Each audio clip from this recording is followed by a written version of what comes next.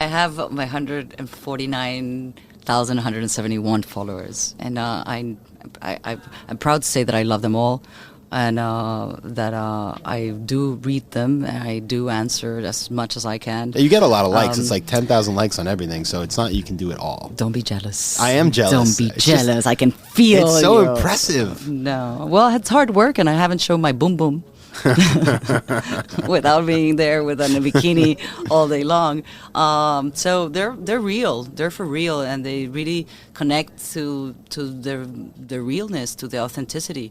I think the most important advice is, and going back to the challenges, it's be on time, be real, be passionate about what you're doing, find your purpose, and be yourself.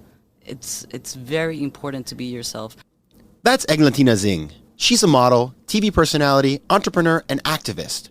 I'm your host, Patrick McGinnis, and this is FOMO Sapiens, part of the HBR Presents Network. My name is Patrick McGinnis, and I'm the guy who invented the term FOMO. That's short for fear of missing out. Today, FOMO is an epidemic, and it's changing us so much that it sort of feels like we're evolving into a new species. But FOMO doesn't have to take over your life. You can find the power to choose what you actually want and the courage to miss out on the rest. I'll show you how right here on FOMO Sapiens. FOMO. FOMO. FOMO. Welcome to FOMO Sapiens, the show where I interview people who are changing the world and ask them how they choose from among the many opportunities and options in their busy lives. As much as it may give you FOMO, social media can also be used for good. In fact, it can change things for the better. From the Green Revolution in Iran to the Me Too movement, social media has served to raise awareness, bring people together, and drive critical conversations in society. At the center of these movements, there are always people. Behind all of the technology, it's people who are shaping the message. And today I have one of those people here with me. Listen to this. She has roughly 150,000 Instagram followers, and just in the past few months, she posted photos with people like Richard Branson, Oscar-winning director Alfonso Cuarón, billionaire Nicolas Berggruen, fashion designers Carolina Herrera and Donna Karan, pop stars Enrique Iglesias and Ricky Martin, Michael Bloomberg, and former Chilean President Michelle Bachelet. Wow, I am getting all the FOMO on this one. And here's the best part. This isn't about vanity. She does it all to raise awareness for the causes that matter most to her. Born in Venezuela, Eglantina Zing is an actor, TV host, model, and social entrepreneur. Her television career started at MTV Latin America, where she was the host of the daily show El Hueveo, and she later hosted Project Runway Latin America. As a model, she's been on the cover of magazines such as Elle, Marie Claire, GQ, Maxim, and Vogue. In addition to her entertainment career, Eglantina launched Project Peace Latin America, or Proyecto Paz Latinoamérica, which promotes the values of peace through sports, music, and culture in the most vulnerable communities in the region. And most recently, she launched Goleadoras, an innovative digital platform that uses soccer to empower girls across the continent. Eglantina is continuously commissioned by the United Nations as an agent of peace. Welcome to FOMO Sapiens, Eglantina Zing. Gracias. Thank you very much. ¿Cómo estás? Happy to be here at FOMO Sapiens. Well, I'm glad to have you here as well. Yeah. Okay, so I want to start with the question I ask all of my guests. So, everybody feels a little FOMO sometimes. What turns you into a FOMO Sapiens? Well, I guess at this moment, sometimes not being in Venezuela will give me some sort of this thrill that I want to be there and just scream in front of Miraflores, "Cese la usurpación!" Get out of here! But no, I'm very happy that I'm here, and most of my days I'm very satisfied where I am. But sometimes being in the beach in this winter days in New York or drinking a coconut, but mostly FOMO I've been feeling for the past 2 months about not being in Venezuela. And when was the last time that you were able to actually travel back to Venezuela? 2016. Yeah, so that's a long time to not go home. Eglantina, I have a question for you. So I follow you on Instagram. I've been watching where you first of all, you travel all these places. You have this really fun and exciting life, and it's a lot of hard work too. But you managed to get all these famous people to support the causes you believe in. You sort of end up being where they are. So you're, with all the people I mentioned in the introduction. And I'm just wondering, like, how do you get them involved? So do you text them? Do you just run into them? Do you email them? Do you talk to their agent? Like, how do you get them involved in what you're doing, and what's the secret to getting people disarmed and getting involved in supporting the things that you care about? Well, they already know that when they see Eglantina in the street, they have to run. I tap their Google Maps and I know exactly where they are, so I jump over and it's like, hey, pictures, so give me a video. No, through my, as I said, I believe when you do something with honesty and from your heart and from your passion, people connect to it and they tap. And I'm just very grateful that along my career I've been able to meet some very incredible people, and that today I can connect with them to create a positive impact and to support us in Goleadoras and to support us in my life mission of making this world a healthier society, a better place, and to level the grounds for all girls and all women to have equal opportunities. Okay, well, you kind of didn't tell us exactly. I know you have your secrets and you can't reveal them, but I want to put this out there to any of the people that are on the Instagram of my guest here. If you want to be on mine, you can totally do that. Love to have you, especially the pop stars. That's like Alejandro Sanz. I'm waiting. I love Latin pop. I went to your concert, Alejandro. So anyway, Alejandro. No, well, it's what's the secret? Be honest, be authentic, and why would you want to be somebody else? Everybody else is taken. So when things it's a very good one. So people connect to authenticity. So I want to tell people, for people who don't know you, so in Latin America, you have been working for a long time. You've done things in the States, but you're newer here, and your life story is really cool. And I remember when we first met, you told me about how you grew up in this rural part of Venezuela and kind of ended up here in New York City. So for people who maybe haven't met you before, like, who are you? Tell us about yourself. Well, it's like do you know that song from Guns N' Roses, Welcome to the Jungle? Yeah. That's a little bit of the playlist of my life. Welcome to the jungle. There I was welcome when I was first, probably in my early months, and in my mom's belly as well. Venezuelan, most of all, and before anything, it's like in my heart, in my blood. I love my country. I love my people, and they have a special sense of humor, a human quality that is very embracing and loving. My father loved the jungle and loved nature, and we're lucky to have a country that it's full of little jewels. You have from the Andes, that you have all the Cordillera of los Andes. We have snow, and then you have all the coast, you have the Caribbean, you have Los Llanos, and then you have a little bit of the Amazons. And before I was born, my father decided that he wanted to explore the Amazons, and he fell in love with the place and started to spend much of his life there and build something out of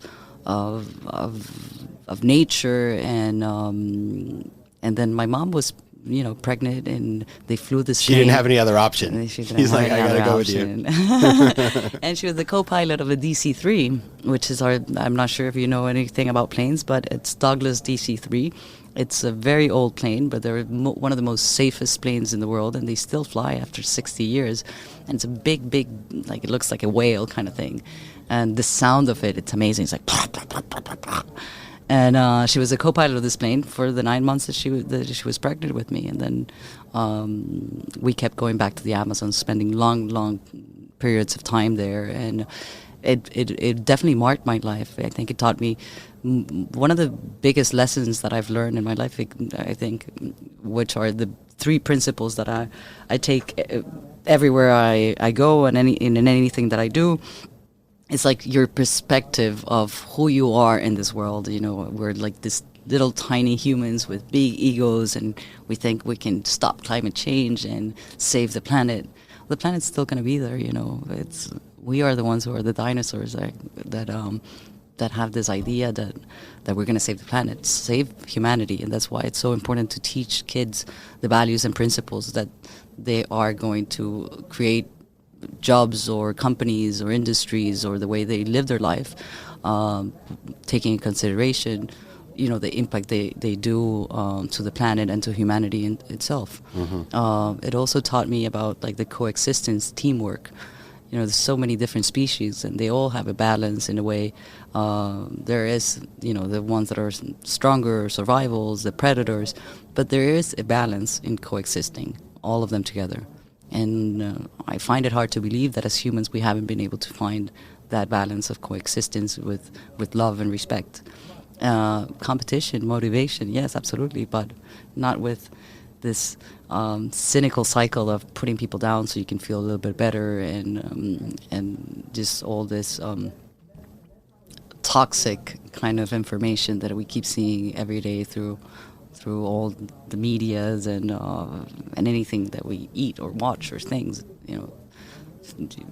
Meat was bad, milk is bad, but 10 years ago milk was does the body good. I don't know. It's funny how we develop our products and the things that we do. And the third biggest lesson that the Amazon taught me is about the power of being a woman. The Amazons is named after the Greek Homero, the biggest poet, writer, thinker, philosopher. Is that right? I had no idea. Yeah, the Amazons. He described the Amazons as this island in the Greek islands, and there was the population was only women. They were warriors. They were very strong. Well, Wonder Woman comes from there. Hippolyta was the queen of the Amazons. And then when they went and the Spanish conquered Latin America, they were in Peru, and there's the Tupac, the king of the Incas, right, and his brother Huáscar. They already had Tupac as a prisoner, and Huáscar supposedly left with the treasure with gold and diamonds and left towards Ecuador. So Pizarro sent one of his best men to follow him, and he got lost with all his soldiers in the middle of this gigantic river, which is the Amazon River, and apparently he got beaten up by these women warriors that they were there. And when he finally made it out and half of his men were killed, he described them as the Amazons, and that's why they named that river the Amazons, and it has that power.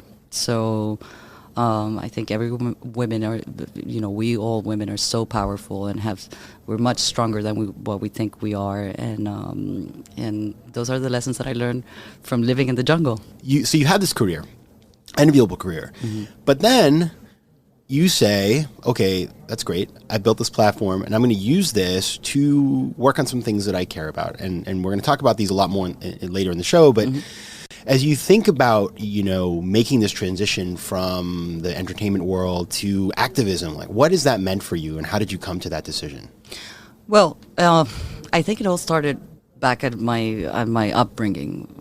I did spend a lot of time in the Amazons, but at the same time, I spent my whole family lived in Caracas, so I have to go back and forth, and went to school in Caracas, and then when you got to the city, and you have they will teach me all about how to behave and what's education and how to talk to people and to be this perfect girl with not climbing trees, but putting on they couldn't get me off of the tree, clothes. yes, and fancy clothes, and I was doing fashion shows and stuff like that, but it's this two personalities, the one with the machete and this warrior of the Amazonian, and then this perfect girl with all this set of rules that you had to fulfill or behave accordingly, and in a way I questioned a lot of things, and I was able to bring these two personalities to coexist. I was very lucky to have the power of a microphone, of a voice, of having that dream of working in television, and besides the fun part of hanging out with all this pop stars and rock stars and musicians and being in cover magazines, I understood at an early age that I had an opportunity, a responsibility, but mostly an opportunity to be able to use my voice and to create an impact and a positive change. And that's where I started, creating, experimenting with the most popular sport in the world, things that connect us. So like music connects us, but the most popular sport in the world, it's soccer. We call it football, but it transcends any race, any color, any gender, any sensibility, and any age. So our first project started in 2011 in Haiti, and I had no idea about Was anything. that pre or post earthquake, by the way? The earthquake happened when we were starting the project. Goodness. So I went there and it's like, no, I'm in Haiti. I speak no Creole. I have no idea. And anything that's happening, this terrible earthquake happens. And people were really, it was no show, It was like, there's no TV here. It's a real thing. People are dying. People are dead in the streets. Violence is like up the roof, and hunger and all this crazy things that were happening, and a magical little game started creating community. And that's where we went to the south part of Port-au-Prince and started using all the los desplazados, the people that were left without homes, and just trying to get them out of, because all the bacterias and all the all sort of things that were happening after an earthquake, and right. Such a devastation. So, and they embraced it. They loved the project, and now I'm very happy to say there are about 50,000 kids playing soccer in Haiti, in 5 of the most important cities, in the south of Haiti, in the northwest of Haiti, Cabillon, Port-au-Prince, Les Cayes, and then I learned how to love the magic, or how you can touch people's lives through simple solutions to big problems. And I think every big problem has a very simple solution. So then I went to Venezuela and took it to Venezuela when we still could do things in our country. Back in 2012, and we went to a zone called Petare, which is the biggest. It's the biggest slum, right? It's the biggest slum. It's the biggest population. It's like about 3 million people that live there in very basic rural conditions. Today, I don't know. I have no idea how they are surviving at all. But the project created a sense of community. For me, it was a challenge, because also my country has this idea of bringing, for every girl, the biggest dream is to become a Miss Venezuela. Right. And so I got to host the Miss Venezuela, but every time I needed to describe one of the dresses from any of the girls of the States, I was like, and she's the goleadora, and she scores goals, and everybody's like live television, and they were like, what's she saying? What is she saying? And I got, girls to be interested in coming to join our program, and successfully one of the girls that came out of our program, it's now the captain of the national team of Venezuela. She got a sponsorship to the University of Florida. She got nominated by FIFA. So 17 years old, and she was able to change her life, change her community, and the whole sense in the community of Petare. You see how people are so loving, and they have so much potential, and sometimes they just need one little hand of an opportunity, and it's not giving them something for free. I believe work and hard work gives dignity to people, brings motivation, inspires them, creates a healthier society, and that's exactly what we did. These people that were, all Venezuelans, that we've been into this chavismo of socialism and communism, of giving things away. At the end, as humans, we're not as evolved to talk about communism and ideas that a world should be equal. People need to learn how to, as that saying goes, like teach them how to fish instead of giving them a fish. I think it's not just a cliche, it's actually the truth, and you got to teach people. And sports has that ability, soccer has that ability of teamwork, of having common goals, not just your personal agenda, as it happens, that it creates so much chaos and so many egos to feed, and there's not enough space for all those egos. That's where I thought, there's about teamwork, and then, you can't really succeed if half of the population is excluded from any of the participation, social, economic, political. And I decided to create Goleadoras, which is a program specifically dedicated for girls and by girls, and here we are. You're bringing this to the United States now, and so you have to, customize. You've done this in Haiti, you've done it in Venezuela, which are totally different markets than the U.S. In the U.S., you're working in Queens, which is a community I believe it's the most diverse county in the United States, we love that as New Yorkers. But you've got to find a way to make this message relevant here. So you have this crazy hashtag, which is super memorable, Girls with Balls. So what are the challenges and the opportunities of bringing this model to the United States? Well, it has been a learning process, and I think one of the greatest things in life is that you never stop learning. You just keep learning from everything. And there were pilots, like we started doing in Haiti, and then we fixed it up. And the program is sustainable and kept going. And as I said, when I was in Venezuela, then that half of everything is about teamwork, and you don't have the girls involved. And just having that visual of soccer being the most popular sport in the world, and yet in 70% of the countries around the world, girls and women are banned from playing soccer. Even countries, they are banned from being spectators and watching soccer. So women's rights are human rights, and it's just about basic decency. So the United Nations at this point, I've worked with all the, half of all of their divisions in Haiti, Venezuela, Mexico, Colombia. They invited me for a youth conference here. And for me, it was it comes from an early age, from what is expected for girls to do, and even in their parents and their families. Most of the countries, they will give a big difference for men than women. If they have to go to education, who wants.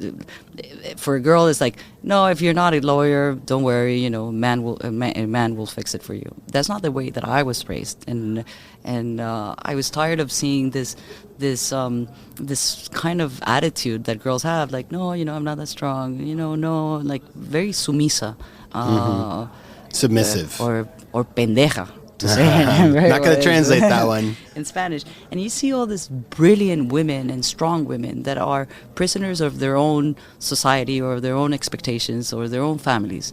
And you see the raw talent, and why is it not shining? Why are they're not participating more in politics, and they're not being the CEOs of their companies, or why they're not taking as many risks as the men are expected to do? Men, they tell you, stand up like a man, don't cry because you're a man, and and girls are, it's okay if you play like a girl, or all this kind of words that they use to describe how a girl plays, how a girl acts, how a girl is supposed to behave. And I'm a little bit of a rebel, and my rock and roll from MTV came out, and I wrote this manifest. It's Girls with Balls, and that was my speech at the youth conference at the United Nations here during the General Assembly, and they just I had a standing ovation. Ban Ki-moon was the Secretary General at that moment, and he gave me this title that I appreciate very much with my heart as a goodwill ambassador. And I decided to come and do it here in New York and start doing the method of Girls with Balls, and developing that method to be specifically to give the girls, any girl, they don't have to be good at soccer, especially the ones that are not good at soccer. I wanted to come and have that experience and be able to find their own personality and find their own purpose. But you're not going to find it just sitting down at your house and just feeling miserable. It's a sort of education that brings you up with principle, that gives you a sisterhood. So the method is divided in three main components, which is leadership and communication, and health and wellness, and the other one is life administration. And with this, what we look, I don't want to focus on the negative of everything, that all the statistics that you see about how femicides and teenage pregnancies, and how women are so left out in the world. I just want to focus on giving them the, you can do it, you're amazing, in creating those capabilities, in maximizing those abilities, and in that wake-up call. And every time you say Girls with Balls, they feel some sort of it breaks the conversation for anybody. And we do that with a every week they have a 90-minute practice. They have a tournament every month, and then they have an all-star tournament that it's played at the UN during the General Assembly with best goleadoras from around the world. Last year we won the cup, and that was a big milestone and great motivation for them and for me, that it's a very effective, dynamic way of educating, of creating a healthier society in every way, not just in the mind, but in their attitudes and in their health in general. They need to run after a ball, so they sweat, they fall, they know that they can overcome obstacles. It teaches you how to lose, how to win, how to share victories, and how to keep going. After repetition, you have to have the discipline to every day go and do things for work, for life, for any muscle that you want to build in your body, especially your heart. I love that, and I love the fact that you're doing this in a way that couldn't have been done 20 years ago, because without social media, and we talk about social media a lot on the show, and the evils of social media are something that you hear a lot about. Everybody now is sort of hating on social media, but if you think about it, 20 years ago, you as an entertainer or as somebody that's done the things you've done, wouldn't have had a direct channel with your following. You would have to go on TV, and maybe you'd have to talk to the producer and say, okay, at the end of the show, I want to pitch this or that. Now, if you like what we're talking about, you can follow either of us on Instagram. You can actually message with us. Maybe, people respond, by the way. John Mulaney, the comic, didn't respond to my invitation to be on the show. So, John, if anybody knows John, just tell him to respond to my I think he'd be great on the show. But anyway, I'm going to go find him on my He lives down the street. So, but that is the beauty of modernity. And it's the reason why there is entire social movements like what's happening in Venezuela or many other places in the world that could only happen because of social media. And you that's what you're doing. And so that's a very scalable, low-cost way to move the needle on something you're trying to build. And for the listeners of this show, given the fact that you've done this so effectively, I just wanted to pick your brain. I certainly want a little advice. I'd like to learn from you. So I have a couple questions around this social media sphere, which is, number one, what's the secret to building a big following other than buying followers? Well, I have my 149,171 followers, and I'm proud to say that I love them all, and that I do read them, and I do answer as much as I can. You get a lot of likes. It's like 10,000 likes on everything, so it's not you can do it all. Don't be jealous. I am jealous. Don't be jealous. I can feel it's so impressive. No. Well, it's hard work, and I haven't shown my boom boom. Without being there with a bikini all day long. So they're real. They're for real, and they really connect to their realness, to the authenticity. I think the most important advice is, and going back to the challenges, it's be on time, be real, be passionate about what you're doing, find your purpose, and be yourself. It's very important to be yourself. I remember I read this article, and probably a lot of people have read it. It's sort of like 1,000 true fans. And the point is, you don't need, it would be nice to have 4 million followers. I'd be fine with that. But if you have 5,000 people, if you say you're building a business, right? So this is for the entrepreneur who says, how do I use social media? It's not about having the numbers that, and a lot of people buy fake followers just because they feel like they should pad their stats and will be taken more credibly. Doesn't matter. If you have people who actually care about what you're saying and you're able to interact with them in a meaningful way, that's the whole point. That's where you strip out all the BS from social media and actually get to something real and good. And the problem is that the adulterization of that, or the corruption of that, to the point where it's sort of like a race for likes, that's where things go off the rails and where the whole thing becomes a disaster. But the way you actually build a true movement, I'm sure you're happy to get a bunch of likes, but that doesn't really move the needle for you. It's about mobilizing people to know, there was just this Venezuela Live Aid concert a couple weeks ago in February of 2019, and you were there, and I was following it, and it really moved me. And what I thought about this isn't about a race for likes. This is about using a tool to raise consciousness about something that we should all know about, but we're all busy. We have a lot going on in our lives, and you're dealing with whatever it is in your daily life, but for that minute that you're on Instagram or whatever it is, you're aware of something that is important, and maybe that will spark you to give money or to change the way you think about the world. And if all of us can do that, that actually is the great thing about social media, because social media gives us access to information we could have never had a decade ago. I mean, it's just impossible. So I'm not saying that I'm defending social media necessarily, I can see that, you know. but I am saying that it is a very empowering tool, and when used appropriately, as you have done, it can actually, it's a very low cost way to build a support for something that you want to do. And all of us can do this, which is really important. It's not just, again, you have a huge following, but you don't even need that necessarily. And if you start small, you may get much bigger and have even more impact. So it's kind of awesome. And it's much more satisfying, when you know that your followers are there for real and they connect with your story. It's a very powerful tool, and it's immediate. You don't have to wait for the paper the next day, or you don't have to have a television to be able to wait for the reporter to send the signal and blah blah blah. It's immediate. You have it on your phone. You can just, and you have a voice. You can comment. You can have your own opinion. And that's, I think, where the challenge goes, because people become followers. You have it, so followers. And I'm intrigued, and I have nothing against the Kardashians. I think they're fantastic. And it's like they reshaped everything that has to do with advertisement or any industry, for having the Kardashians talk about something means the world will learn about it. And you have the Kardashians. Kim Kardashian, I think, has 80 million followers or something like that. Yeah, she's just behind Selena Gomez. I think Selena's number one. Okay, no, I think Kim passed her already. Oh no, I'm Team Selena on this one.